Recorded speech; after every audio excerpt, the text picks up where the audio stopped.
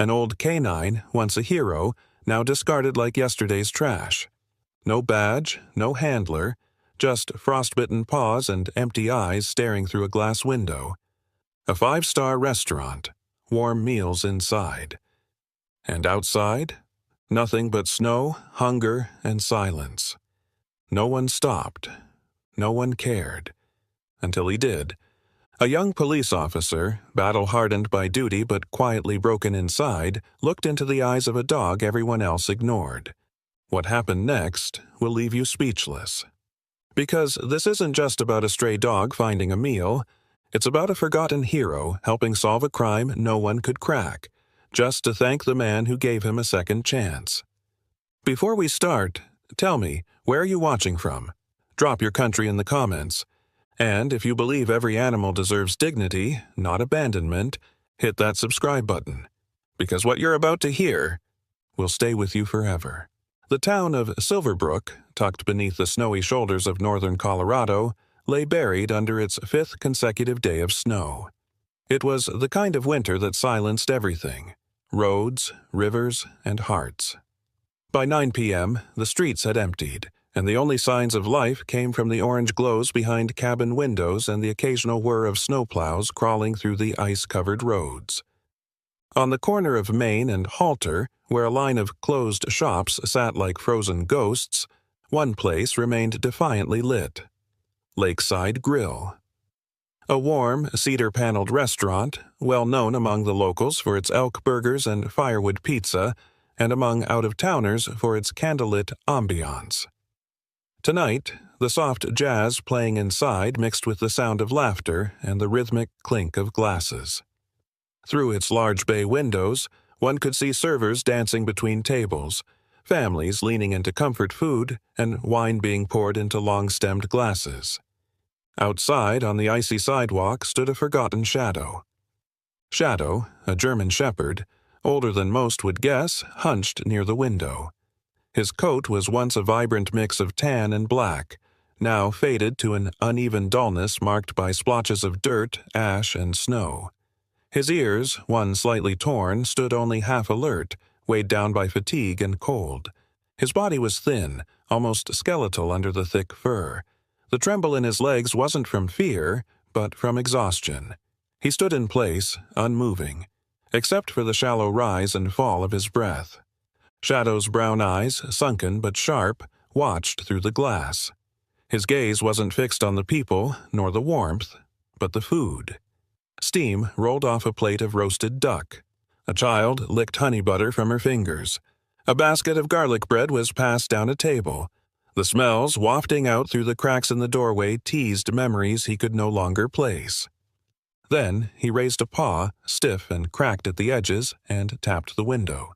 Tap, tap, tap. The sound was light, softer than knuckles, more tentative than begging.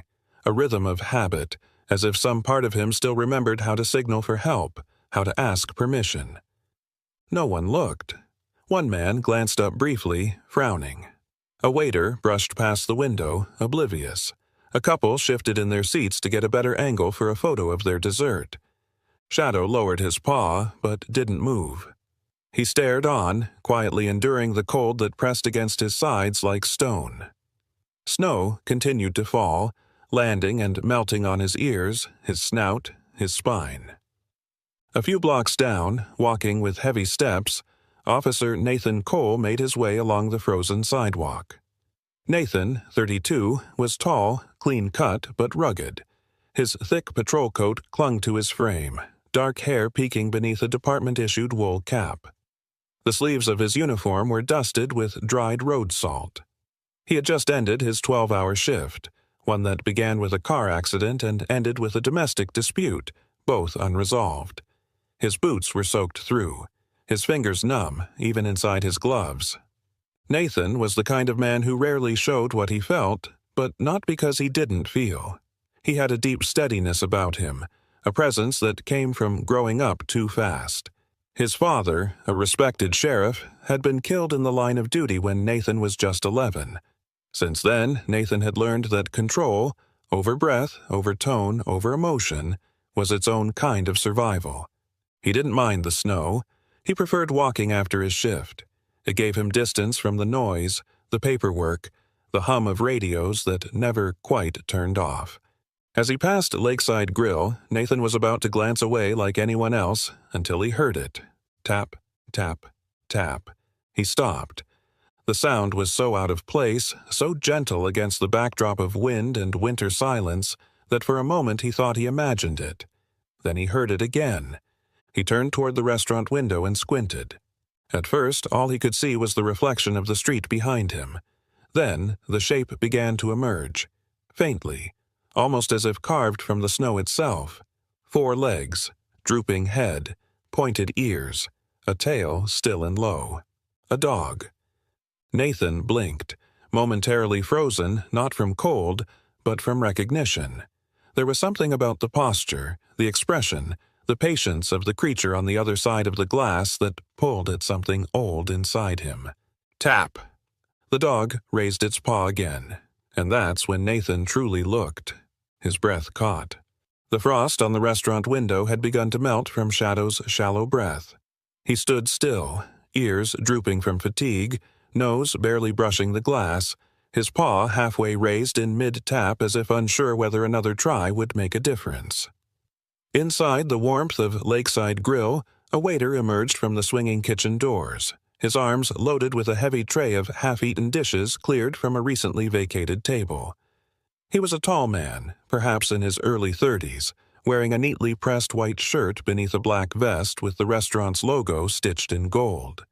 His name tag read Tyler, and his brow was perpetually furrowed, his features sharp and impatient. His narrow eyes flicked toward the window as he approached the back door that led to the dumpster out back. He paused mid-step. "Not you again," he muttered under his breath, clicking the latch open with his elbow. He pushed the door wide with a hip, letting in a brief gust of the warm air that mixed with the frigid night. The noise startled Shadow, who stepped back but held his ground. Tyler exited briskly, letting the door swing closed behind him. "Damn mutt," he said louder this time, now only a few feet from Shadow. He tilted the tray forward and with one swift motion, dumped its contents into the metal bin. The clatter of ceramic and leftover food echoed through the alley. Greasy napkins, bits of bread, bones scraped clean, and a near-whole baked potato rolled to the edge of the pile. Shadow flinched. Not at the noise, but at the way Tyler's hand moved, swift and dismissive as if casting away something foul. Tyler turned, saw the dog still watching him, and took a step forward. "Scram!" he snapped, stomping toward him. He waved a dish rag in the air as though shooing off a raccoon. "Go on, get out of here." Shadow didn't snarl. He didn't growl or bark. He simply lowered his ears, tail tucked beneath his legs, and took 2 slow steps back. His body curved inward with instinctive submission, not fear, as if this kind of rejection was familiar, expected. Nathan, still standing on the corner half shielded by the falling snow, saw it all unfold. His breath caught in his throat. Something old and raw surged through his chest. Not rage, but recognition. He had seen that posture before, not from animals, from people, from himself. It was winter in Ohio 17 years ago. 11-year-old Nathan, standing on the porch in a threadbare jacket, suitcase in hand, while his uncle slammed the door shut behind him. "Go back to your dad," his uncle had shouted, not knowing Nathan's father would never come back. The snow fell that day too, and Duke, the only warm body beside him, had pressed against his side and refused to move. The memory passed like a knife under the skin. Tyler was already turning back toward the restaurant, muttering to himself, "Ugh, disgusting." But Shadow remained still in the snow, not quite gone, not quite staying. His gaze lingered on the heap of food just beyond the metal bin, not daring to approach again. Nathan stepped forward now, the crunch of his boots catching Tyler's attention. The waiter turned with a sigh and tried to smile. "Oh, officer, sorry, didn't see you there. Everything okay?" Nathan didn't answer right away. His eyes were still on Shadow. The dog's frame was even thinner than it had looked from a distance, ribs pressing against the matted fur, paws red from contact with salted concrete. Nathan finally spoke, his voice calm but low. "Was that necessary?" Tyler blinked. "Excuse me?" The yelling, the food toss, the rag. Nathan's tone didn't rise, but it thickened with quiet weight. "That dog isn't causing anyone harm." Tyler shifted uncomfortably, glancing toward the restaurant's security camera above the door. "It's not personal. I've seen him out here all week. My manager says if we let one in, we'll have 20 the next night." Nathan looked at him now, eyes steady, unblinking. "You ever ask where he came from?" "He's a stray. Probably followed the trash route." "No," Nathan said quietly, shaking his head. "That's not a stray. That's a working dog. Or was." He stepped forward and knelt slowly, ignoring the snow soaking through the knee of his uniform. He didn't call out. He just waited. Shadow looked at him, really looked, and blinked. For a moment, his tail twitched, not in wagging, but in silent processing, like an engine trying to remember how to turn over. Nathan didn't reach out, didn't make a sound. His eyes softened as if to say, "I'm not here to chase you off." The dog lowered his head slightly but didn't come closer. Tyler shifted again, now clearly uncomfortable. "Look, I don't mean to be rude, officer, but if customers see him, they might complain." Nathan raised a hand without looking at him. "You can go back inside." Sure." Tyler hesitated, then opened the door and slipped inside, letting the warmth swallow him whole. Snow continued to fall, clinging to the edges of Nathan's hat and settling into Shadow's fur. The dog gave a single, shallow exhale and then, ever so slightly, took one small step forward. Nathan felt the corner of his mouth lift, just barely. He didn't move. He didn't need to. The snow had begun to settle again, a soft curtain draping over the alley behind Lakeside Grill. It fell without sound, without pause, muffling the world into a slow, cold stillness. Shadow stood at the edge of the dumpster, eyes fixed on the pile of discarded food half submerged in frost. His breath steamed gently from his nostrils, each exhale a whisper of need. His stomach tightened beneath matted fur. The hunger clawed at him, ancient and relentless. He licked his lips. Then, cautiously, as though walking into a memory that might vanish if disturbed, he took a step toward the bin. The trash pile was barely a foot away now, soggy bread, scraps of beef, wilted greens, a crumpled napkin with traces of butter. Shadow inched forward again, his body lowered, tail tucked, ears flattened. Every part of his posture begged forgiveness for needing something so basic, for simply existing. Just as he extended his nose toward a discarded potato wedge, the door slammed open. A man burst out, heavy boots hitting the concrete with force. His name was Russ, the kitchen supervisor, mid-40s, stout and red-faced, with grease-stained sleeves and a permanent scowl etched between his brows. Years of working in a fast-paced, high-pressure kitchen had left him impatient, quick-tempered, and proud of his authority over anything behind the swinging kitchen doors. Russ spotted Shadow instantly. "Oh, no!" he barked. "Not this again!" He grabbed a long wooden stirring spoon from a bin near the door, raised it above his head and thrust it downward, not to strike, but to intimidate, hitting the metal side of the dumpster with a loud clang. Shadow flinched hard. His legs buckled slightly as he recoiled, slipping on the icy concrete, landing awkwardly on his hip. He scrambled upright, heart racing, but didn't run. Instead, he stood still, frozen not by fear alone, but by resignation, the kind that settles into creatures who've been pushed away too many times. Russ advanced a step, voice sharper now.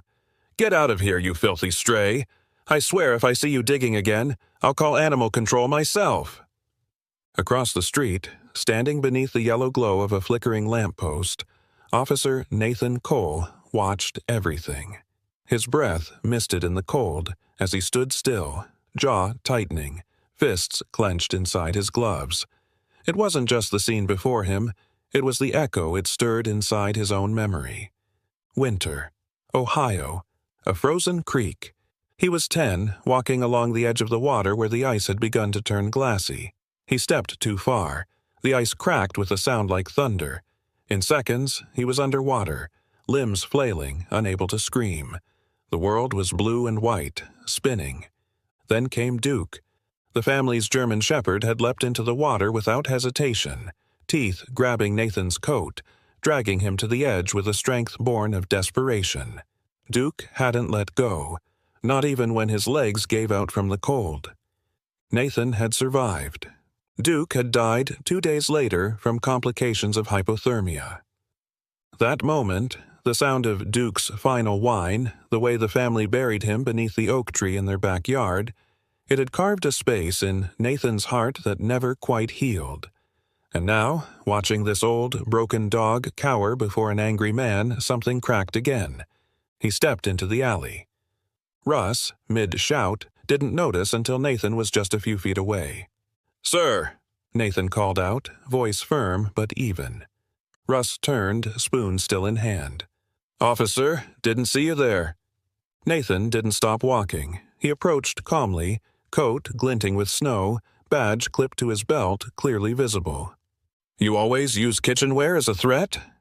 Russ lowered the spoon but didn't look ashamed. "I wasn't going to hit him, just giving him a scare. It's the 3rd time this week he's been sniffing through our bins." "He's not hurting anyone," Nathan said, glancing at Shadow. The dog had backed further away now, but hadn't bolted. His eyes remained fixed on Nathan, quiet, unsure, and searching. Russ shrugged. "Customers don't want some mud out here while they're eating filet mignon. We're not running a rescue." Nathan pulled his badge slightly into view. "He's not just a mutt, he's canine. Or used to be." Russ blinked. "You serious?" Nathan didn't answer. He turned toward Shadow, then took a slow, deliberate step closer. "Hey," he said, soft as snow falling. Shadow didn't move, but his ears twitched. He was watching, processing. Nathan lowered himself into a crouch, boots creaking slightly beneath him. He didn't reach out. He didn't call again. He simply stayed there, still, grounded, offering space. Russ lingered for a moment, arms crossed, clearly uncomfortable with the silence. "I'll leave you to it," he muttered. "But don't let him hang around. We've got inspections coming." He turned and vanished into the kitchen, letting the door swing shut with a thud. Nathan remained in his crouch. He studied the old dog's face. Scars around the jawline, a healed nick in the left ear, fur matted at the shoulders. But behind it all, those eyes. They weren't wild. They weren't broken. They were waiting. The officer exhaled slowly. "You've seen some things, haven't you, old boy?" Shadow didn't come closer, but he didn't back away either. Between them was a thread. Thin, fragile, but unmistakable. The kind of connection that didn't need words, just recognition. The snow swirled around them, white and quiet. For a long moment, man and dog stood in the same breath. The wind had quieted, the snow now drifting in lazy flakes that melted against the warm glow of Lakeside Grill's entrance. Nathan stood outside the door for a beat, Shadow sitting by his side. The dog's breathing had slowed, but his legs still trembled beneath him. The warmth from inside reached them in faint pulses every time the door opened, carrying with it the scent of baked bread, roasted meat, and cinnamon. Nathan looked down at the German shepherd, ragged, scarred, but still holding his head with a quiet dignity. "Come on," he murmured. "Let's give them something to stare at." He opened the heavy wooden door and stepped inside, snow dusting off his coat and pooling at his boots. The restaurant was full, families chatting over empty plates, couples leaning in close over wine glasses, and the quiet clatter of dishes echoing beneath low jazz. As Nathan entered, heads turned. Not because he was a police officer, but because of what followed him. Shadow limped into the room, paws clicking softly against the polished hardwood. Silence rippled through the restaurant like a sudden draft. A fork clinked against a plate and stayed there. A hostess, no older than 20, stood behind the front stand. Her name tag read Claire. She was petite, with curly auburn hair pulled into a messy bun, her cheeks flushed from the kitchen heat. Her eyes widened when she saw the dog. "Sir?" she began, voice tentative. We can't have animals inside unless they're—" "He's with me," Nathan said calmly, showing his badge with one hand while resting the other gently on Shadow's back. "And he's not just any dog." Claire faltered, unsure, but something in Nathan's tone, soft but resolute, made her nod and gesture toward an empty table near the fireplace. "Of course. Right this way." Nathan led Shadow slowly to the corner table. It was tucked beneath a painting of the nearby Silverbrook trailhead, the fireplace casting dancing light across the walls. He pulled out the chair opposite his own and patted the space beside it. "Sit, partner." Shadow hesitated, then lowered himself to the floor with a slow exhale, tail wrapping around his hind legs. His eyes scanned the room cautiously, but he didn't move to leave. Across the restaurant, a waitress in her 30s watched the scene unfold. Her name was Maya, tall and willowy, with the long brown hair braided over one shoulder and a tired grace to her movements. Years working double shifts and raising 2 kids on her own had made her quietly efficient and deeply empathetic. She approached with her notepad but didn't speak right away. Her eyes landed on Shadow. "Do you want a bowl of water for him?" she asked. Nathan looked up, surprised by the offer, and nodded. "And if the kitchen has any plain cooked meat, no seasoning, he hasn't eaten in days." Maya gave a half smile. "I'll see what we can do." She returned moments later with a stainless steel bowl of water and a small plate of steamed chicken breast. She set it down gently in front of Shadow, who sniffed it but didn't lunge. Instead, he looked to Nathan, who gave a subtle nod. Then, slowly, Shadow began to eat. The murmur of the restaurant resumed, though conversations were quieter now. People tried not to stare, but their eyes kept drifting back. At a nearby table, a little girl stood on her knees in the booth, watching with open fascination. She looked to be around 8 years old, with blonde curls and a winter coat still draped over her small shoulders. Her name was Sophie, and she tugged at her mother's sleeve. "Mom," she whispered, "why is the police officer feeding that old dog?" Her mother, a well-dressed woman in her early 40s named Rachel, with a sharp jawline and a phone she hadn't looked away from since the bread rolls arrived, paused for the first time. She followed her daughter's gaze, met Nathan's eyes briefly, and then looked at the dog. Sophie leaned closer. "Why is he being nice to a dog that looks broken?" Rachel's mouth opened slightly, but no words came out. Sophie slipped down from her booth and padded over toward the fireplace. Nathan noticed her but didn't move. Shadow raised his head, alert but calm. The little girl stopped beside them. She knelt slowly, small hand reaching out. "Can I pet him?" she asked. Nathan looked to Shadow, who didn't flinch. He gave a nod. "If he lets you." Sophie extended her hand, palm open. Shadow sniffed, then lowered his head into her fingers. His eyes closed for a brief moment as she gently stroked the top of his head. "He's soft," she said with a smile. Then she looked up. "Why did you bring him in here?" Nathan rested his arm on the table. "Because he deserves to be warm and full, just like anyone else." Sophie tilted her head, considering that. "Even if he's old?" Nathan smiled. "Especially then." Sophie turned and skipped back to her table, her mother still watching, now visibly blinking away emotion she hadn't expected. Rachel reached for her daughter's hand and held it tighter than before. Nathan turned back to Shadow, who was finishing the last of the chicken. He leaned down, whispering just above the crackle of the fire. "Tonight, you're not a stray, you're my guest." The crackle from the fireplace murmured like an old lullaby as the warmth inside Lakeside Grill settled into every corner of the room. Snowflakes continued their descent outside, soft and relentless, but in here, a fragile peace had formed. Shadow lay curled by the table, his belly finally filled after what was likely weeks, maybe months, of hunger. The plate Maya had brought was licked clean, and a thin trail of steam still rose from the warm steel bowl of water beside him. Nathan sat back in his chair, his hand resting gently on Shadow's back. The old dog breathed evenly now, no longer trembling. His fur, though matted and grimy, had begun to dry, and with every rise and fall of his rib cage, Nathan found himself pulled deeper into something he hadn't felt in a long time. Quiet connection. Then it hit him. The smell. It was subtle at first, just barely drifting through the hum of food and conversation, but it caught Nathan like a memory clawing its way up from deep water. Freshly baked bread. Not just any bread, but dense, hand-shaped rolls, the kind his mother used to make on Saturdays. The scent mingled with roasted garlic and butter, and for a brief moment the restaurant around him disappeared. He was a boy again, sitting cross-legged on the kitchen floor while Duke slept near the oven. His mother had hummed while kneading the dough, and Duke's tail had thumped with every note. Nathan blinked the memory away, but his hand lingered on Shadow's collar, an old leather band, badly worn and cracked.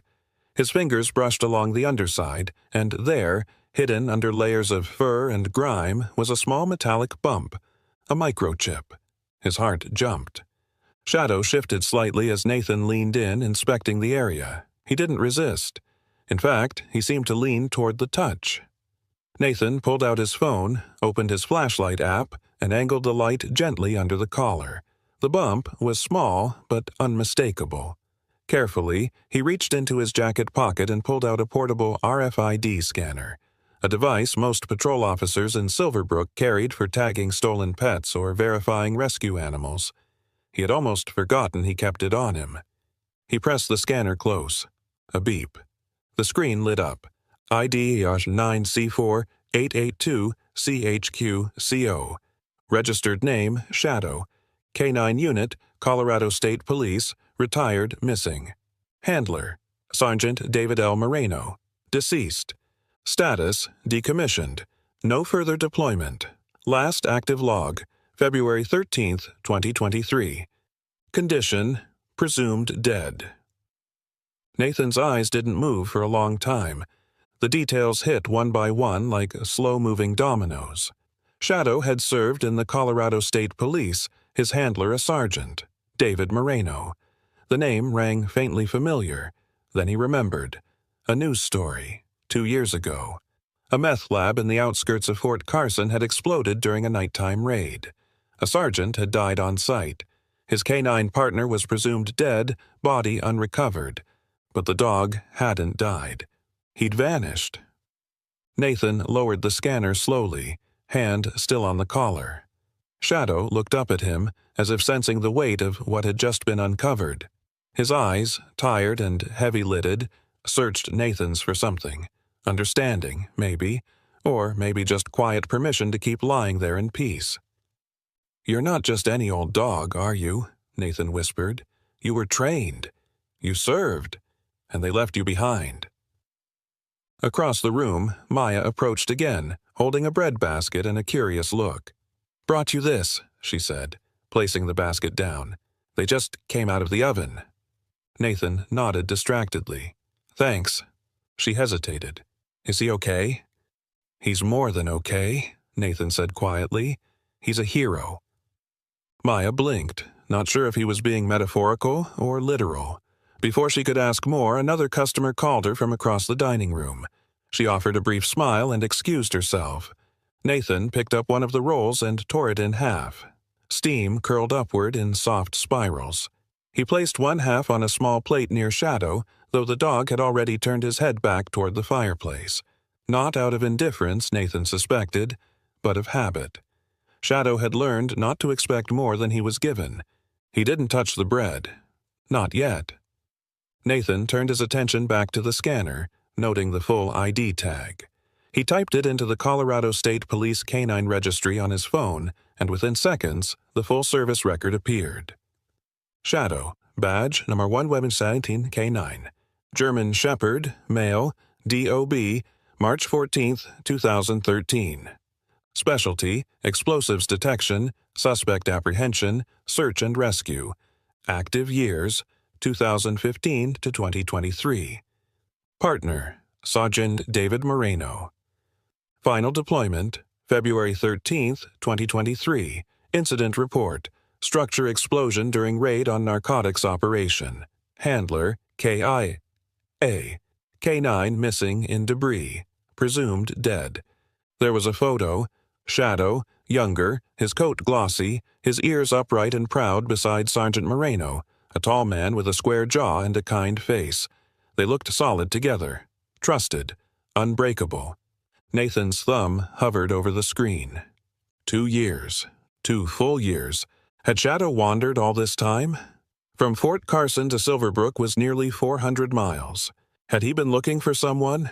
Anyone? Or had he just been trying to survive? Nathan looked down at the dog beside him. Scars, ribs, dirt, weariness, but also strength. Shadow had carried his duty into the silence of the wilderness, and now he had returned, not to the station, not to the badge, but to someone who remembered. The murmurs had grown again. Though Nathan hadn't meant to draw attention, the presence of Shadow had slowly shifted the tone of the restaurant. The quiet clicking of forks had resumed, but it was more tentative now, more self-conscious. Conversations lowered to murmurs. Eyes flickered toward the corner table by the fireplace, where a scarred old German shepherd now lay with his muzzle resting gently on his paws. The scent of roasted chicken still lingered, and next to it, the untouched roll that Nathan had placed there hours ago, now cool. Shadow didn't seem to notice the glances. He had long ago stopped expecting to be welcome in places like this. He remained still, his breathing even, his ribs rising and falling beneath his coat like ocean swells. To anyone else, he might have seemed asleep, but Nathan had begun to understand the dog's silence for what it truly was: vigilance worn thin. Nathan sat with his hand lightly on the dog's back, phone still resting beside his plate, the registry of the Colorado State Police K9 Division still open. He had reread Shadow's service record 3 times. It didn't change. The past had found its way here. The sudden clearing of a throat broke through the warmth like a chill. A man in a tailored charcoal vest, pressed slacks, and a name tag reading Mr. Colburn approached the table. His neatly combed gray hair and stern expression projected professionalism and control. Thomas Colburn, the general manager of Lakeside Grill, had worked at the establishment for over 20 years. Known for his no-nonsense approach, he was respected by the kitchen and feared slightly by the waitstaff. Colburn believed in tradition, reputation, and above all, presentation. He stopped just short of Nathan's table. "Officer," Colburn said with clipped politeness, "I understand the situation here is unique, but we have policies. Animals, regardless of service history, aren't permitted in the dining area. Health code." Nathan looked up slowly. "He's not a stray." "I can see that," Colburn replied. "Still, some patrons have expressed concern." Nathan didn't ask who. He simply glanced around the restaurant. People looked away quickly. Some coughed. Others suddenly discovered the depths of their wine glasses. Colburn's voice softened, but only slightly. "Surely you understand. It's a matter of precedent. If we allow this once—" "I understand," Nathan interrupted. He rose to his feet. "And if you're telling me I have to choose between staying and forcing this dog back out into the snow, then I'll make it easy." He reached for his coat. "I'm leaving." There was a hush. The tables nearest them had gone entirely still. The waitress Maya paused mid-step a few feet away. Claire, the hostess, stood frozen near the entrance. Even the kitchen doors had stilled. Colburn raised an eyebrow. "I'm not asking you to leave, officer. Just the dog." Nathan's voice didn't rise. It didn't need to. "He's done more for this country than most people in this room. He was presumed dead in the line of duty. Turns out he survived. Alone. For 2 years. And if you're telling me that his reward is to be thrown back into a snowbank because someone's Pinot Grigio might be slightly less enjoyable, then yeah, I'm leaving." He turned toward Shadow, who had risen now, slowly and uncertainly, ears twitching as if unsure whether danger had returned. And then something small, but profound, happened. A man from a nearby table stood. He was in his late 60s, dressed in a worn tan trench coat and thick glasses. His gray hair was combed neatly to the side, and a military pin gleamed softly from the lapel of his coat. His name was Harold Linney, a retired postal worker and Vietnam veteran. Harold didn't speak often in public places. He walked with a cane from a bad hip, and his hands trembled when he carried coffee. But tonight, he walked over slowly, carefully, and placed a folded bill on Nathan's table. "Dinner's on me," he said softly, voice roughened with time. "For him." He patted Shadow once on the shoulder before stepping back. Nathan blinked. "Thank you." Harold nodded once, then returned to his table without waiting for acknowledgement. There was a moment of stillness. Then, a woman in a dark green turtleneck, Barbara, mid-50s, a school principal with cropped silver hair and a demeanor both warm and steel-edged, rose and stepped forward. "Make that 2 dinners," she said, placing a crisp 20 next to the 50, "and maybe a blanket." Another hand reached across the aisle, then another. A younger man with a leather jacket, a trucker named Dale, dropped a 10. "For the dog who outran a damn explosion." Even Maya, the waitress, pulled out a 5 from her apron and added it to the growing pile. "He saved someone else's life once," she said. "Maybe it's time we return the favor." Colburn watched it unfold with something unreadable in his eyes. His lips pressed into a thin line, his spine straighter than before. For a long second he said nothing. Then he gave a slow nod. "He can stay," he said simply, and walked away. Nathan let out a breath he hadn't realized he'd been holding. He sat down again. Shadow lowered himself beside him, resting his head back on his paws. The pile of bills on the table lay untouched. Not for payment, not for charity, but for dignity, for remembrance, and for a dog who had survived everything except being forgotten, until now. The snow had thickened outside Lakeside Grill, painting the street in a quiet, white glow. Inside, the warmth of the restaurant wrapped around Nathan like a long-lost memory. At his feet, Shadow lay curled, belly full, for the first time in what seemed like an eternity.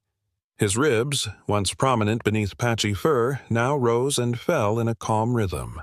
But what struck Nathan the most wasn't the stillness. It was the way the dog had nestled against his boots, as if he'd finally let himself belong. Nathan looked down at the old German shepherd. "You didn't just need food," he murmured. "You needed someone." Just then, the door swung open and a gust of cold air swept through. A man stepped in, tall and lean, with a peppered beard and sharp, hazel eyes. He wore a dark green parka with a patch that read, "Dr. Eli Warren, DVM." Eli had been Nathan's friend since academy days, back when Nathan had been a reckless cadet with too much to prove and Eli had already chosen a quieter path in animal medicine. Eli was known in the town for his calm demeanor and dry wit, often using humor to hide the fact that he cared too much. "Got your message," Eli said as he approached the table. "He the one?" Nathan nodded. "Yeah." Found him outside the window, staring in like he remembered what it was like to be loved. Eli crouched down beside Shadow, his voice gentle but firm. "Hey there, soldier," he said, examining the dog's face and then running his hands along the spine. "May I?" Shadow lifted his head briefly, made eye contact, then rested it again. Permission granted. The room around them had grown quieter as patrons watched the scene unfold. Eli checked the pads of the paws, the ears, and ran a small handheld scanner along the neck where the chip was embedded. "No fever," Eli said softly. "Scars on the neck from a past injury, but they've healed. A few calluses, teeth worn. Old, for sure. But nothing alarming. Lungs are clear, eyes still sharp. I'd say he just needs a warm place and a reason to get up in the morning." Nathan's jaw tightened. "I can give him that." A few tables away, a woman in her 30s sat with her son, Benji, a boy no more than 9. His sandy hair was a mess, his fingers twisted in the hem of his hoodie. His mother, Melissa, was petite with tired eyes that carried months of worry. Benji had been diagnosed with selective mutism and autism spectrum disorder a year earlier. Since then, the world had gone quiet around him. He hadn't spoken a word outside the home, barely even made eye contact with strangers. But something had shifted. As Eli stood to his full height and gave Nathan a light nod, Benji slid out of his seat. Melissa's eyes widened, but she didn't stop him. The boy walked slowly toward Shadow, who was now sitting upright beside Nathan's chair. Shadow didn't move. He simply watched, his tail giving a single, soft thump on the wooden floor. Benji reached out, hesitated, then placed a trembling hand on Shadow's fur. Gasps sounded from nearby tables, not of alarm, but awe. Melissa covered her mouth. Her eyes welled up. That's the first time he's ever... Nathan looked between the boy and the dog. Something unspoken passed between them, something older than words and deeper than gestures. Shadow, sensing the boy's energy, leaned forward and gently nudged Benji's arm with his nose. The boy smiled. It wasn't big or dramatic, but it was the kind of smile that parents remember forever. Eli turned to Nathan. "Well, I'd say he's already earning his keep." Nathan gave a short laugh, not out of humor, but of disbelief. "Yeah, he's doing more than I ever expected." Outside, the wind howled, but inside the air felt warm and still. As the evening wore on, people approached the table one by one. Some offered kind words, others dropped small donations, and a few simply paused to look into Shadow's eyes that no longer seemed hollow. Nathan reached into his coat and pulled out his phone. He tapped in a few numbers, and after a few rings, a voice answered. "Hey, it's me," he said. "I'll need an extra blanket ready tonight, for a guest." He glanced down. Shadow had shifted his body to lean entirely against Nathan's boot. His breathing was steady, content. "You're not just a stray anymore," Nathan whispered. "You're family now." The first snow of December fell softly over the town of Bellwood, blanketing rooftops and quiet streets in gentle white. Nathan stepped out of his modest one-story house near the edge of town, zipping up his coat as the wind whistled faintly between the trees. Beside him stood Shadow. No longer the trembling, skeletal creature from that snowy night weeks ago, but a proud German shepherd with a slow, steady gait and a glimmer of purpose in his aging eyes. Shadow's fur had thickened with care, his ribs no longer visible beneath the coat. Though his movements still carried stiffness from years of wear, the light in his gaze had returned. Each morning, he greeted Nathan with a quiet grunt and a nudge of the nose. Each night, he curled by the foot of the bed, no longer curled in fear, but in contentment. Nathan had signed the adoption papers the morning after the Lakeside Grill incident. Officially, Shadow now belonged to him. Unofficially, the bond had been sealed long before that, in a glance exchanged through glass, in a silent decision made beneath a street lamp.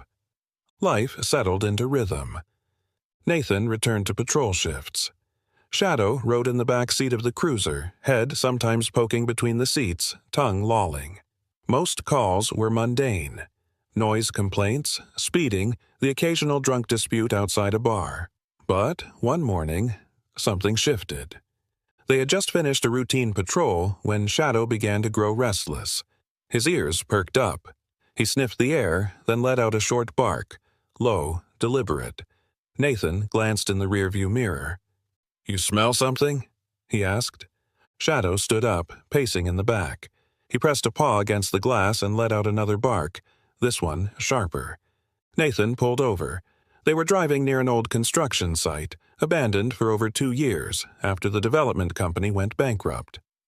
A few skeletal frames of houses stood, half-finished and already crumbling. Most of the area had been fenced off, but kids still snuck in sometimes.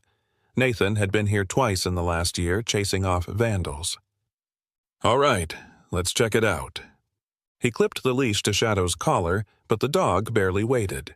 He pulled forward, nose to the ground, tail low and focused.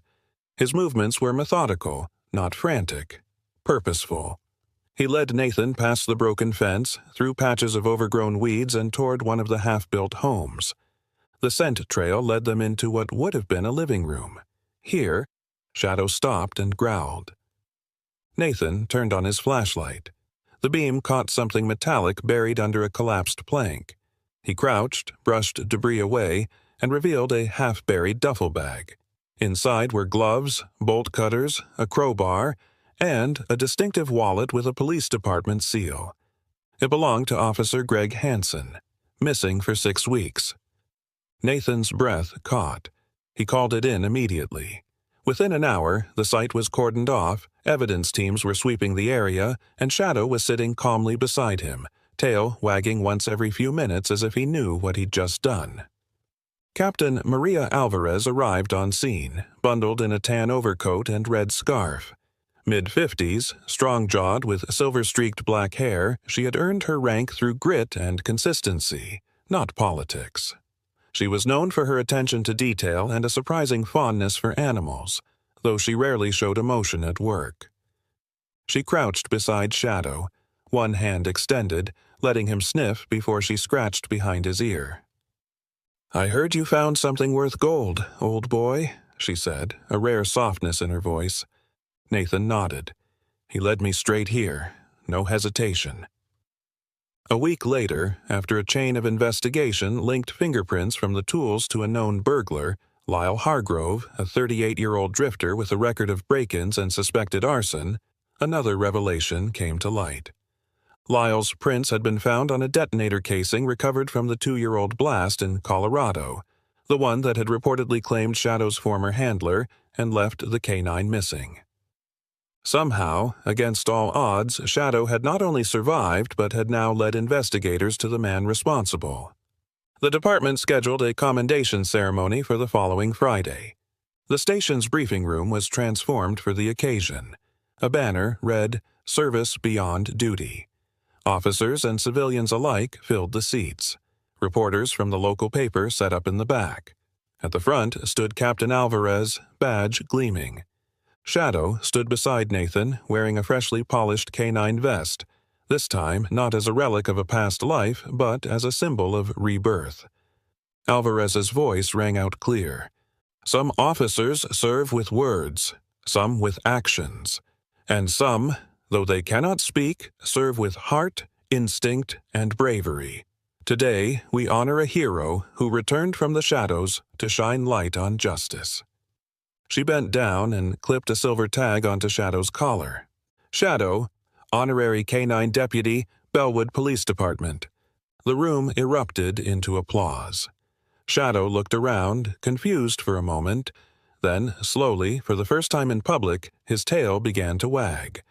Not the timid flutter of a nervous animal, but a proud, confident swing. Afterward, Nathan walked him out under the winter stars. The snow had started again, falling soft like it had that first night, but now it didn't feel cold. It felt like memory folding into hope. He opened the cruiser door, and Shadow hopped in, stiff but steady. Nathan turned the key, and the red and blue lights flickered across the white road. "You ready, partner?" Nathan asked. Shadow barked once. They drove into the night, not as strangers, not as rescuer and rescued, but as a team. The old dog didn't just find a home, he awakened forgotten memories, stitched together the frayed edges of lonely hearts, and reminded a weary town that some souls are never truly lost. Shadow, once cast aside in the snow, became a quiet sentinel of hope, loyalty, and second chances. In the hush of a winter's grip, one act of kindness unraveled something deeper, a ripple that reached across generations, across wounds too old to name. Perhaps we all have a shadow in our lives, something abandoned that still waits, quietly, to be seen again. So, as you return to your day, whether it's the hum of a morning coffee or the stillness of night, remember that love, like loyalty, doesn't need to be loud to be heard. If this story touched your heart, share it. Someone might need it more than you know. Leave a comment below and let us know where you're watching from. And if you believe animals deserve love, not pain, hit that subscribe button. There are more stories waiting, and your presence here means the world. May God bless you, wherever you are, and may your heart always be soft toward those who cannot speak but feel everything. He was sinking fast, trapped in a frozen lake, seatbelt locked, no air left to scream. No one saw him. No one knew he was dying, except for one silent witness, a German shepherd who vanished beneath the ice. But when rescuers arrived, they found something no one could explain. The shattered window and a trail of blood leading to the shore. What this dog did next wasn't just loyalty. It defied training, logic, even time. And when they found out why he went back into the lake, the entire town fell silent. The sky over Hollow Ridge was a grim watercolor of silver and ash, smudged by thick clouds that hung low over the snow-laden pine trees. The only sound across Frostwell Lake was the occasional snap of an icicle giving way to gravity and the faint hum of tires crunching slush on the lakeside road. Logan Miles gripped the steering wheel of his rusty blue pickup, his fingers stiff inside wool gloves. The heater sputtered like an old man's cough, no match for the cold bleeding through the windshield. In the passenger seat sat Echo, a large, stoic German shepherd with a coat of slate and charcoal, eyes the color of worn copper. His ears twitched at each subtle creak of the truck's chassis, his gaze never leaving Logan. No leash, no collar, just the silent contract between two survivors. Logan didn't speak much. 32 years old, broad-shouldered with a short beard iced at the edges. He was a mechanic by trade, solitude by choice. People in Hollow Ridge knew him as the guy who fixed anything with wheels but spoke as little as possible. He'd adopted Echo 3 years ago, back when the dog was just skin and ribs, growling in a corner cage at the county shelter. Something unspoken had passed between them even then. Recognition perhaps, or just the shared quiet of two things discarded. Today, Logan had taken the long route home, the one that curled around Frostwell Lake like a spine, winding between trees and frozen water. He didn't have a reason. He rarely did. Maybe it was the way the lake looked when the sun began to dip. Or maybe it was the kind of day when memories whispered from under the ice. Road looks slick, he muttered, mostly to himself. Echo huffed softly. They rounded the curve where the trees thinned and the lake stretched wide like a sleeping mirror. No guardrails. No traffic, just snow and silence. Logan adjusted his grip on the wheel and stole a glance at Echo. "You remember this stretch?" he asked, knowing the dog wouldn't answer. Echo blinked once. His nose twitched, then stilled. It happened fast. The back tires twitched. Logan felt it more than saw it. A subtle shudder, like something slipping just out of reach. Then came the spin. Black ice, nearly invisible, seized the rear wheels, sending the truck fishtailing sideways. Logan swore, tried to correct, but the lake didn't care. The truck kissed the edge of the shoulder, then leapt like a stone skipping ice. A flash of white, a snap of branches, and then, crack, the world turned sideways. Glass shattered. The cold came in like a scream. Water exploded through the floorboards, numbing, violent. Logan gasped as it rose past his knees. He slammed the power window switch dead. The battery drowned in seconds. The seatbelt jammed. Echo barked wildly, chest heaving against the dashboard, paws scraping at fogged glass. "Echo!" Logan shouted, kicking at the door. "Get out!" The dog didn't listen, didn't panic. His bark turned low, guttural. Then he stopped, turned, and vanished into the cab's shadows behind them. "What, Echo?" The water hit Logan's chest. The cab tilted downward. The light above shimmered like a dying lantern. He tried the seatbelt again, nothing. His lungs tightened. Hands pounded the window, feet pushed at the door. His knuckles split open. Blood swirled in the freezing water. He screamed, but all that came back was silence and cold. And then, darkness. Echo was gone. But not for long. Across town, a young woman adjusted her scarf against the biting wind as she stepped out of a dusty Jeep Wrangler parked outside the Hollow Ridge Public Library. Harper Quinn tugged a leather satchel over her shoulder and double-checked the folder wedged under her arm. Inside were yellowed clippings, old police reports, and a handwritten note from a grieving mother. 7 years ago, a boy named Simon Cormack and his father had vanished near Frostwell Lake. Only tire tracks and a cracked headlight were ever found. It had become something of a ghost story, a town secret buried under snow and silence. But Harper wasn't here for ghost stories.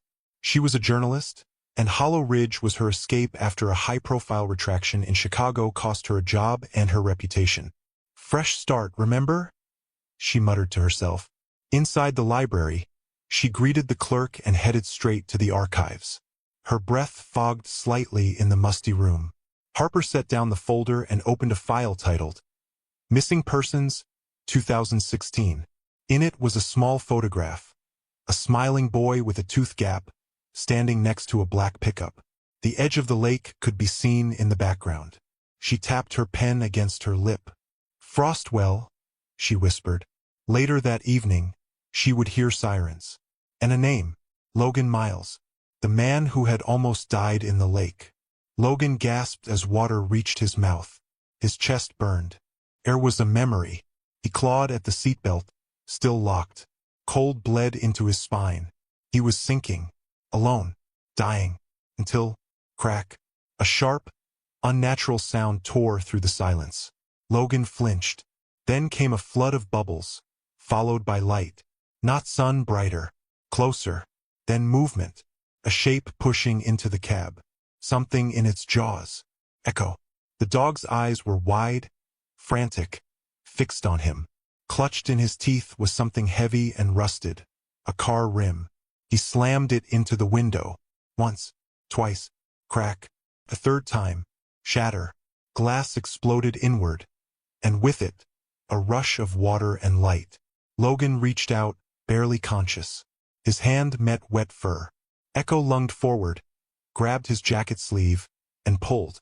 Together, they slipped through the broken window into the freezing lake. Above them, someone screamed. Paramedics would later say Logan should have drowned within minutes. They would say the dog had no reason to grab a rim from the bottom of a frozen lake. They would say breaking safety glass underwater required impossible precision. They wouldn't say what Harper would soon uncover, that this wasn't the first truck in that lake.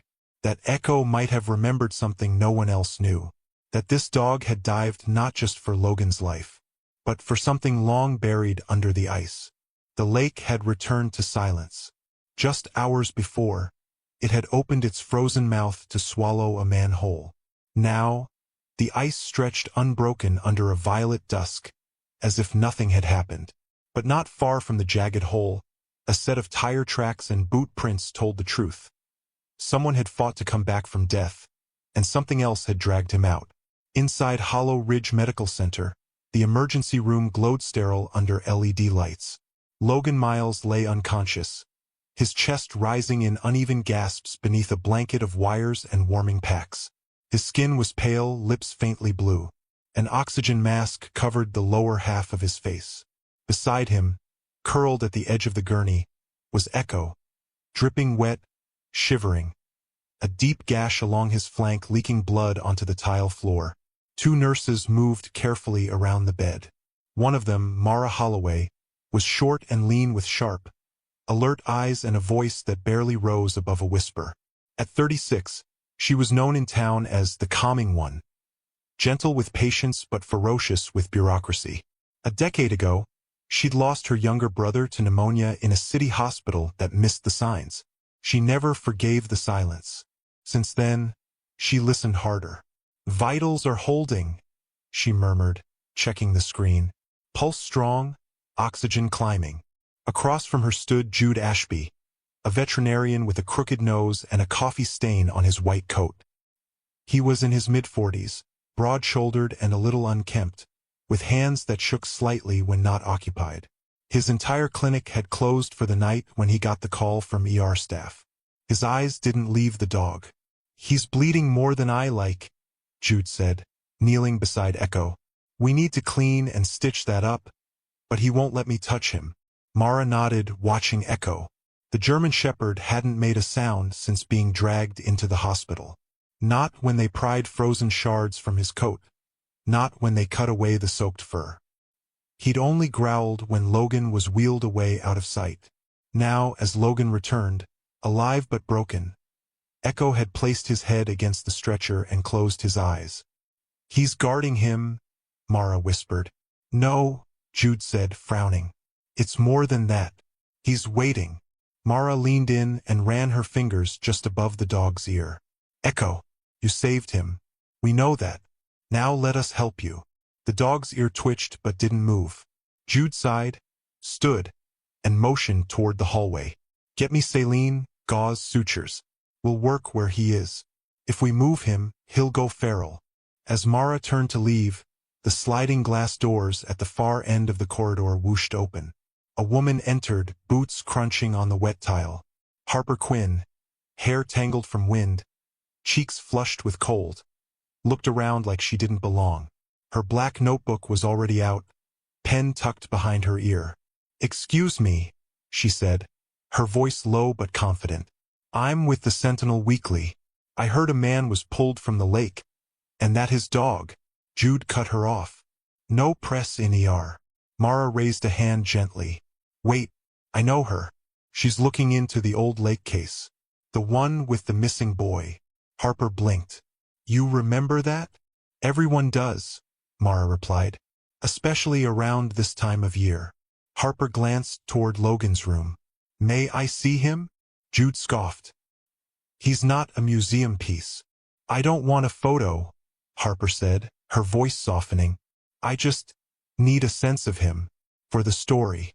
For the boy. If there's a connection." Mara hesitated, then nodded. 5 minutes. Quietly. As Harper stepped into the room, her gaze caught on Echo. She had expected a dog, but not this. Echo's body was shaking from cold and injury, but his eyes, deep, alert and oddly human, tracked her movement with unwavering focus. "You really pulled him out," she whispered. "Didn't you?" She stood by Logan's bed, watching the rhythm of machines. Then she took a photo, not of him but of Echo, just one without flash. She turned to leave, but not before whispering, "I think you know more than anyone else." Outside, snow began to fall again. 2 hours later, Logan stirred. A murmur escaped his throat as his fingers twitched under the blanket. Mara was the first to notice. She leaned over, her voice steady. "Logan? Can you hear me?" His eyes fluttered. His breathing hitched. Slowly they opened. "Where?"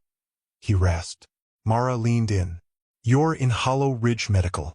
You were in an accident." He blinked, then shifted his gaze toward the corner. Echo was still there. When the dog stood and moved toward the bed, Logan lifted his hand weakly. His fingers barely reached the dog's muzzle. Echo nudged into them with care. "You came back," Logan murmured. "You didn't leave." Echo didn't bark. He simply laid his head gently against Logan's chest and exhaled, as if releasing something heavy. "Rest," Mara whispered. "You're safe now. Both of you." Outside the ER, Harper stood on the phone with her editor, voice low. "I think there's more," she said. "This dog didn't just break glass. He used something to do it. Something heavy. Car rim. Underwater." There was a pause on the line. "That's not instinct," Harper added. "That's memory. Or something like it." "You think it connects to the 2016 case?" the editor asked. "I think the lake hasn't told us everything yet," she said, then hung up. In her pocket was the photo of Echo beside Logan, and in her mind, the image of a boy once lost to the ice. Something told her the story was only beginning. Frostwell Lake remained quiet beneath the haze of dawn, its frozen surface reflecting the pastel grays of a Montana sky not yet committed to morning. The jagged wound in the ice, where Logan's truck had broken through, had refrozen at the edges, a glassy scar. Beside it, snowdrifts softened the chaos into something deceptively calm. Inside Hollow Ridge Medical Center, Logan Miles sat propped in bed, swaddled in heated blankets. A portable heart monitor blinked steadily beside him. He was still pale, still sore, but conscious and aware. A bruise marked the left side of his temple, and his lower lip was split. Yet his eyes remained fixed not on the machines or the window, but on the figure lying quietly at the foot of his bed. Echo hadn't moved much during the night. The dog's leg was now wrapped in gauze, and the long gash on his side had been disinfected and stitched. Though weakened, he hadn't left Logan's side even once. Not for food, not for rest. A nurse tapped gently at the door and entered with a tray. She was new, young, maybe 24, with soft auburn curls tied back and freckles scattered across her cheeks. Her name tag read, Emily Rivers. She walked with small, almost tentative steps, eyes flicking nervously between Logan and the dog. I brought oatmeal and broth, she said. Doctor said we'd start small. Logan nodded, voice hoarse. Thanks. Emily's demeanor was sweet but clearly shaped by inexperience. She offered a small smile, placing the tray on the bedside table. Her hand trembled slightly, and Logan caught it. You okay? Emily hesitated, then chuckled awkwardly. Just not used to seeing dogs like that. I mean, I saw the footage. Everyone has. He's not like other dogs. Logan glanced down at Echo. No, he's not. Emily lingered, then spoke again. I heard a diver found something near where they pulled you out. Something strange. Logan's attention sharpened. What kind of something? I'm not sure. Just something that didn't belong to your truck. Sheriff Avery's sending someone back down to check. Apparently, Harper Quinn's asking questions about it too. Logan blinked. The reporter? She came by again this morning. Said she wanted to speak with you when you're ready. Emily gave a small wave and slipped out, leaving Logan with an uneasy silence. Across town, Harper sat at a corner table in the Copper Mug, a rustic cafe with elk antlers on the walls and the smell of burnt espresso in the air. Her laptop hummed beside her, open to 2 tabs. One displaying the article she was drafting, Dog or Diver? And the other, a file labeled Missing Persons, Hollow Ridge, 2016. She sipped coffee slowly, tapping the keyboard with a finger as if trying to summon words that hadn't formed yet. The cafe's front door swung open. Sheriff Ron Avery walked in, shoulders stiff beneath a thick brown parka. In his late 50s, with crow's feet and a square jaw that looked carved from weathered oak, he carried the weight of history in his gait. Avery had been sheriff during the 2016 disappearance of Thomas Cormick and his son. No wreckage, no bodies. Only a pair of tire marks vanishing into the trees and a mother left without answers. Avery spotted Harper and made his way over, removing his gloves as he sat. I heard you were digging, he said, not unkindly. Harper shut the laptop slightly. You heard right. I saw the dashcam footage. The dog pulled a rim from the lake, broke Logan's window with it. Avery raised a brow. It's impressive, but it's still just a dog. They get desperate too. Desperate dogs don't dive into black water for a hunk of metal. He retrieved that rim with intent. That's not instinct. That's memory. Avery didn't reply right away. He rubbed his chin, voice lower when he spoke again. Divers found something else yesterday. An older rim. Same size, same make, but rusted clean through. Still attached to what's left of a Ford F-150. Plates matched a cold case. Harper's breath hitched. Thomas Cormick? Avery nodded slowly. 7 years under that ice. Vehicle was crushed. Empty. No remains. Harper asked. None. But there was a backpack in the passenger footwell. School name tag said Simon. That's his son. Harper opened her laptop again and pulled up the footage, frame by frame showing Echo surfacing, dragging the rim. He didn't go for Logan's truck first, she murmured. He went for the old one. The sheriff looked tired. Which means what? It means he remembered something from before. Something about that truck. I need to ask Logan if Echo was ever near the lake before. Avery folded his hands. Be careful what you imply. People around here don't like mysteries that feel like ghosts. Harper met his gaze. Neither do I. But I'm not writing fiction. Back at the hospital, Logan stared at his trembling hand. He hated the weakness, the haze in his limbs, the ache in his bones. But more than that, he hated the not knowing. He looked at Echo, who opened one eye slowly. You didn't just act, Logan said. You remembered something, didn't you? Echo lifted his head, ears angling slightly at the word. There was a knock at the door. Harper stood in the doorway, coat damp with melting snow. May I? She asked. Logan motioned to the chair beside the bed. You're the reporter. Harper sat, setting a small voice recorder on the table. Off the record. For now. Logan nodded once. She pulled up a photo on her phone. Do you recognize this boy? Logan squinted. No. He disappeared 7 years ago. Last seen near Frostwell Lake. Witnesses say he had a dog with him. A puppy. They never found either. Logan's throat tightened. Echo was found in 2017. Abandoned. Malnourished. No collar. Same year, Harper said quietly. Same general region. They looked at the dog, now fully awake, watching them both. I think Echo was there, Harper whispered. I think he saw what happened, maybe even tried to stop it. And now, he's remembering. Logan said nothing. His eyes stayed locked on Echo. The dog stood, walked over, and rested his head in Logan's lap. And for the first time since the lake, Logan let himself cry. The wind over Frostwell Lake had stilled. In its place was a hush so deep that even the pine trees seemed to hold their breath.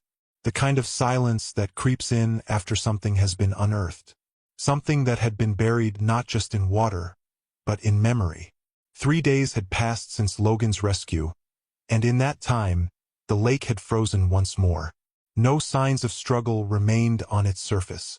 But down below, Sheriff Ron Avery's divers had retrieved more than just rusted metal. They'd pulled up a ghost, and everyone in Hollow Ridge now felt it.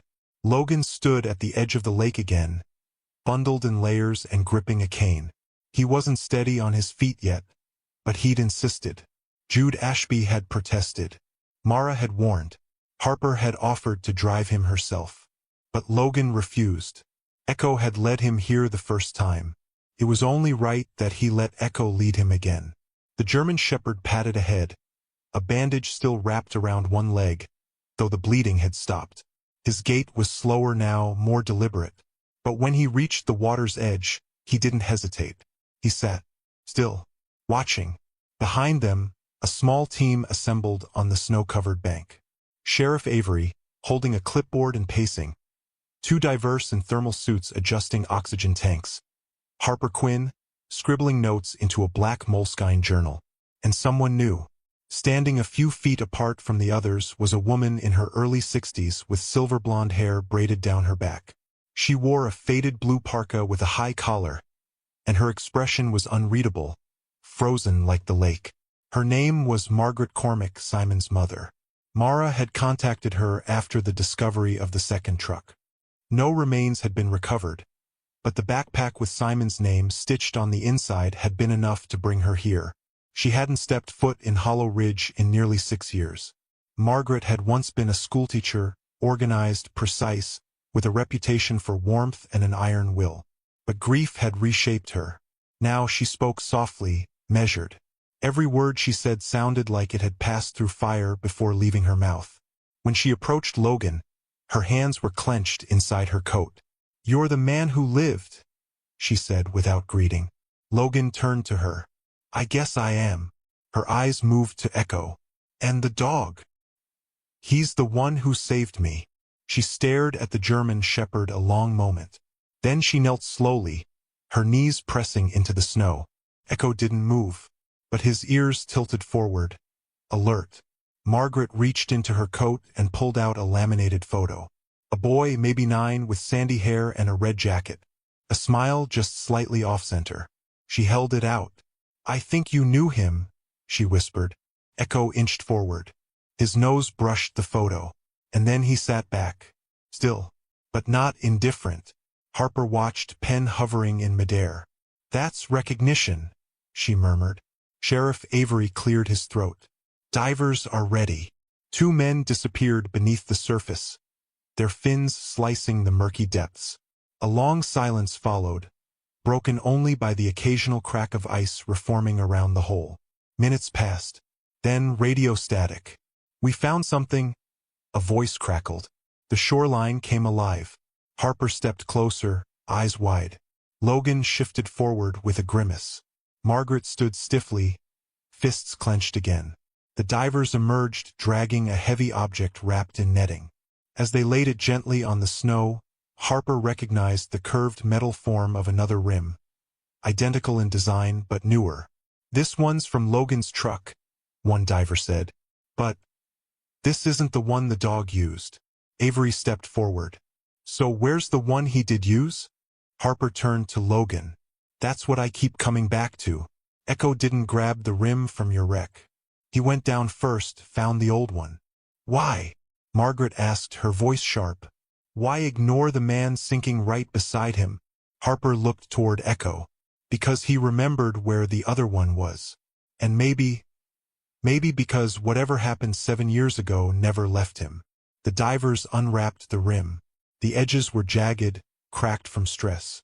Near the base, faint scratches were visible, claw marks, trailing along one side. Avery exhaled. He tried before. Years ago. He tried to break the glass. Harper's throat tightened. And failed. Margaret turned away from the group. Her shoulders shook once, then stilled. When she turned back, her face was composed again. You think he was there that day? Logan didn't hesitate. I think he was more than there. I think he was left behind. That night, back at Logan's house, snow fell in a steady whisper. The cabin was dimly lit, quiet except for the occasional pop of firewood. Logan sat in his recliner, legs wrapped in a blanket, a half-finished cup of tea beside him. Harper was there too, seated at the edge of the couch watching Echo. He never barked when you were underwater? She asked. Not once, Logan said. But he stared at me the whole time, didn't move until the last second. Then he vanished. Harper nodded slowly. Maybe when he saw you sinking, he saw someone else. Logan rubbed a hand through his beard. Simon. Harper glanced at the dog. Do you think he saved you for you? Or because he never got to save him? Logan didn't answer. Echo lay curled beside the fire. His eyes were closed, but his ears twitched as they spoke, as if part of him remained always listening. It was Harper who suggested they return to the spot at sunrise. The others weren't so sure. The lake had already taken too much. Lives, memories, time, and Logan wasn't fully recovered. But he agreed without hesitation. Not for answers. For Echo. The morning came colder than expected. Frost painted every branch in brittle white. Echo walked ahead as always, still bandaged but determined, his gait steadier than it had been in days. Harper followed, a camera slung across her shoulder and her notebook in hand, coat zipped to her chin. Logan moved slower, leaning on his cane, every step crunching ice beneath his boots. They stopped at the water's edge. The new hole in the lake, now carefully marked and cordoned off, steamed faintly in the morning light. Nearby, a temporary research tent had been erected, partially funded by a regional news network eager to capitalize on the viral footage. Harper hated the attention, but she had learned to leverage it. She was here to write the truth, even if others wanted only headlines. Inside the tent, a woman waited. Tall, wiry, in her late 40s, with sandy hair pulled into a tight bun and square glasses that made her look sterner than she was. Dr. Lena Hartwell was a forensic behaviorist and volunteer researcher from Missoula. She specialized in trauma memory, especially in animals. Lena had read about Echo and reached out to Harper directly. Now, standing inside the tent surrounded by maps and x-rays, she looked up from a tablet as they entered. You must be Logan, she said, offering a handshake. Her grip was firm. And this is Echo. The dog gave a low huff but didn't back away. I'm hoping to understand what he did. And why, Lena continued. Not just to satisfy curiosity. If a dog can recall trauma in this way, it has implications. He's not an implication, Logan said flatly. Lena raised a hand in apology. Forgive me. I didn't mean to reduce him. Only to say this is unprecedented. No known training. No command. And yet he retrieves a rim, breaks a window, rescues a human, and leads us to an old wreck that hadn't been seen in 7 years. Harper added, he didn't just act. He chose. Lena nodded. Exactly. They moved to a small table where Lena had laid out a timeline. It showed the incident in 2016, the disappearance of Thomas and Simon Cormick, alongside Echo's intake record from the Hollow Ridge Shelter in early 2017. He was found wandering near Lark Pine Forest, malnourished, skittish, and covered in abrasions, Lena explained. No sheep, no tegis. But Lark Pine is just 8 miles from Frostwell. Harper stared at the shelter photo of Echo as a pup. He was barely recognizable. Ribs protruding, eyes sunken, his ears unevenly perked. "I think he ran from the lake that day," Harper whispered. "After the truck went under. After no one came back." Lena said, "And he stayed quiet for 7 years, until Logan's accident triggered something. A memory, pattern, the way the truck sank, the struggle, the cold." Logan leaned heavily against the table. "You're saying he remembered dying, or watching someone die," Lena said. "Dogs don't process time like us. What happened years ago might feel like yesterday, especially if the trauma was unresolved." They were quiet after that. Outside, Echo sat by the lake again, ears pointed forward, unmoving. Harper finally stepped outside and knelt beside him. "What did you see, Echo? What are you still seeing?" But Echo didn't move. Not until the wind shifted. And then his ears twitched, and he stood. He walked to the edge of the lake and stared down at the frozen surface. His nose brushed the ice. Then he turned and padded slowly to a tree stump just a few feet away. And he sat. It seemed meaningless until Logan recognized it. "That's the same stump from the photo," he said. Everyone turned.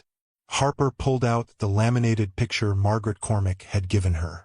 Simon, standing in a red jacket, smiling with a tree stump behind him. This tree stump, right there on the edge of Frostwell Lake. Echo lowered his head and let out a long, low whine. He remembered. That evening, Logan sat on his porch. The snow had slowed to a soft dusting. Echo lay at his feet, tail curled against his side, eyes open. Logan reached down and gently scratched the fur behind his ears. "You stayed," he said, "even after they didn't." The firewood crackled behind them inside the cabin, but Logan didn't move. The day had changed something in him, not just understanding Echo's past, but feeling the weight of that memory shift from dog to man. The guilt wasn't his to carry, yet somehow it lived in his chest now too. Harper arrived just after dark, holding a thin box under one arm. She wore a knit cap and thick mittens, cheeks pink from cold. "I brought something," she said, "for Echo." Inside the box was a leather collar, worn, clearly old, with a rusted tag. "I tracked down the shelter records. They had it in storage," she explained. "It was found with him when he was brought in. It says SC on the tag. Simon Cormick." Logan took the collar gently, eyes wet. He knelt beside Echo. "Is this yours?" he asked. Echo stared at the collar, then reached forward and nudged it with his nose. They said nothing more that night. They didn't need to. Frostwell had never been louder. Not in noise, but in presence. The town's community center brimmed with people wrapped in scarves and gloves, cheeks pink from cold, boots stomping off snow at the door. Folding chairs lined up in uneven rows faced a makeshift stage where a long table stood draped in navy cloth. Behind it, a projector screen displayed 2 images in quiet loop. A still from the dashcam footage showing Echo leaping from the frozen lake, and a faded photo of Simon Cormick smiling with a tree stump behind him. It was meant to be a town meeting, but it felt like something more sacred. Like a vigil finally held after years of silent mourning. Margaret Cormick sat in the front row, back straight, fingers clasped tightly in her lap. Sheriff Avery stood behind the podium, not as an officer, but as a man who had carried failure like a badge for 7 years. Harper sat near the back, pen in hand but unmoving, eyes locked on the figure seated beside the stage. Logan Miles. He wore a navy flannel shirt tucked into his jeans, his beard trimmed shorter than usual. A walking cane rested beside his chair, though he hadn't leaned on it in days. At his feet, Echo lay still, wrapped in a gray knit blanket, the old collar with the initials SC fastened gently around his neck. Avery cleared his throat into the microphone. "We're not here tonight to reopen wounds. We're here to acknowledge truths that have waited far too long." He paused, his voice wavering slightly. "When Thomas and Simon Cormick disappeared, we lost not just a family, but a sense of peace. We buried it under ice and time. But it didn't stay buried, because one witness never stopped remembering. He just didn't know how to speak." He gestured gently toward Echo. "The dog we called Stray. The one we almost forgot. He remembered the boy. He remembered the moment. And when it returned, he acted. Avery stepped aside. Logan rose. He didn't approach the podium. Instead, he stepped just forward enough to be seen, the overhead lights catching in his eyes. He didn't hold notes. He just spoke. "I shouldn't be standing here," he began, voice quiet. "3 weeks ago, I was trapped in a truck beneath this town's lake, dying, alone. But I wasn't alone." His hand dropped to Echo's head, resting there with silent gratitude. This dog, this soul remembered something from before, from Simon's last day. I don't know what he saw. I don't know how long he held on to it. But I know this. He didn't pull me out because I'm special. He pulled me out because he wasn't finished. Logan glanced toward Margaret. Sometimes survival is a question we never ask out loud. Why me, not them? Echo never asked. He just chose. He looked out at the room. I think he saved more than a man. He saved a town from forgetting. And maybe, just maybe, gave a little boy's memory the justice it always deserved. Silence followed. Then slow, rising applause. Not thunderous, not polite, reverent. People wept. Some stood. Margaret Cormack stood last.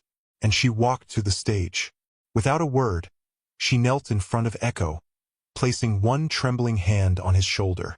Echo turned and pressed his nose softly to her palm. Her tears came freely then, not from grief, but from something else, release. Later that night, Logan sat beside the fireplace in his cabin. The storm outside had passed, leaving the windows fogged and the air filled with the scent of pine smoke. He held a letter in his lap. One Harper had handed him as she left the event. It wasn't from her. It was from the shelter, sent after she'd requested more information. Inside, it contained something he hadn't expected. A second photo, taken the day Echo was found in 2017. A volunteer had snapped it in the intake room. In the background of the photo was a bulletin board with missing posters. One was still pinned to the top right corner, Simon Cormack, 2016. Logan looked at the photo, then down at Echo. "You saw him even there," he whispered. "You never forgot." Echo stirred, tail brushing the wood floor. Logan reached down and pulled him close, arm wrapped around the dog's shoulders. "You're home now. You've done enough." And Echo, for the first time since the lake, closed his eyes and slept without tension. Sometimes the loudest prayers are never spoken. They're lived, in the loyal eyes of a dog, in a memory that refuses to die, in a rescue no one can explain. What Echo did was more than instinct. It was purpose. It was mercy. It was a reminder that God's miracles don't always come in lightning and thunder. Sometimes, they come on 4 legs, with scars, silence, and unwavering devotion. In our daily lives, we often look for signs. Proof that hope is still alive, that love endures, that grace reaches even into the coldest corners of our world. This story is that sign. Let it remind you that faith isn't always about understanding. Sometimes it's just about showing up, just like Echo did. If this story touched your heart, please share it with someone who needs hope today. Leave a comment and tell us where you're watching from. And if you believe that love like this is no accident, that it's the work of something greater, type amen in the comments to let the world know you're still holding on to faith. Subscribe for more true stories that remind us miracles still happen, and sometimes they wear fur. May God bless you and everyone you love.